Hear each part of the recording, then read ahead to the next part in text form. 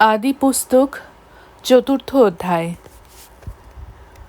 আদম নিজের স্ত্রী হবাকে জানলেন ও হবা গর্ভবতী হয়ে কাইনকে প্রসব করলেন। তিনি বললেন, প্রভুর সহায়তায় একটি মানুষকে পেয়েছি। তিনি কাইনের ভাই আবেলকেও প্রসব করলেন। আবেল পালক হয়ে মেষ পালন করত, কাইন মাটি চাষ করত। এভাবে সময় কাটতে লাগলো। একদিন কাইন ভূমির ফল প্রভুর কাছে অর্ঘ্যরূপে উৎসর্গ করল। আবেলও নিজের পশুপালের প্রথমজাত কয়েকটা শাবককে ও তাদের চর্বি উৎসর্গ করল। প্রভু আবেলের প্রতি ও তার অর্ঘ্যের প্রতি মুখ তুলে চাইলেন, কিন্তু কাইন ও তার অর্ঘ্যের প্রতি মুখ তুলে চাইলেন না। তাতে কাইন অধিক রেগে উঠল, তার মুখ বিষণ্ণ হল। প্রভু কাইনকে বললেন, তোমার এই রাগ কেন? তোমার মুখ বিষণ্ণ কেন? সদ্ব্যবহার করলে তুমি কি মুখ উচ্চ করে রাখবে না? কিন্তু সদ্ব্যবহার না করলে পাপই তোমার দ্বারে ওত পেতে বসে রয়েছে। তোমার জন্য সে পাপ লোলুপ বটে, কিন্তু তার উপর কর্তৃত্ব করা তোমার উপরেই নির্ভর করবে। কাইন ভাই আবেলের সঙ্গে কথা বলল, আর তারা মাঠে গেলে কাইন তার ভাই আবেলকে আক্রমণ করে হত্যা করল। প্রভু কাইনকে বললেন, তোমার ভাই আবেল কোথায়? সে উত্তরে বলল, জানি না। আমি কি আমার ভাইয়ের রক্ষক? তিনি বললেন, তুমি কি করেছ?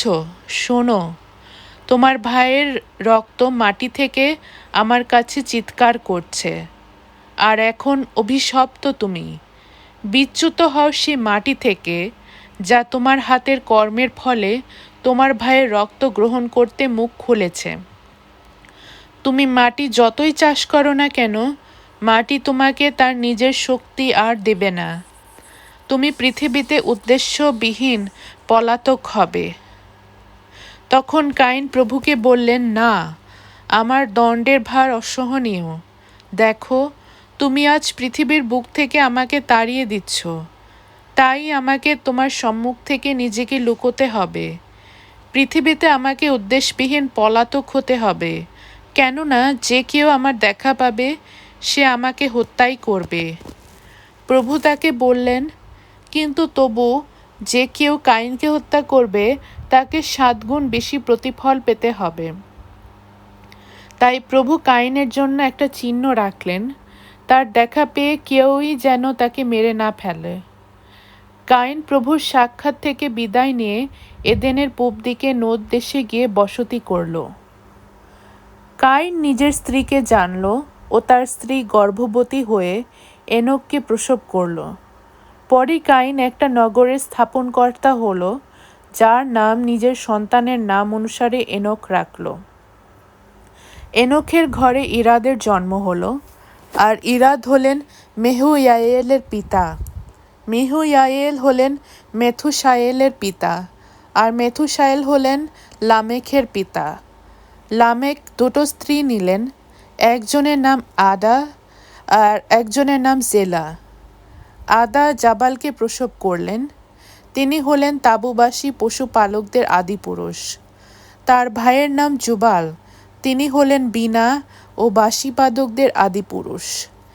এদিকে জিলা তুবাল কাইনকে প্রসব করলেন। এই তুবাল কাইন তাদেরই আদিপুরুষ হলেন, যারা ব্রোঞ্জ ও লোহার যন্ত্রপাতি বানায়। তুবাল কাইনের বোনের নাম নায়মা। লামেক তার স্ত্রী 2জনকে বললেন, আদা, জিলা, তোমরা আমার এই কথা শোনো। লামেখের বধূ 2জন, আমার কথা কান পেতে শোনো।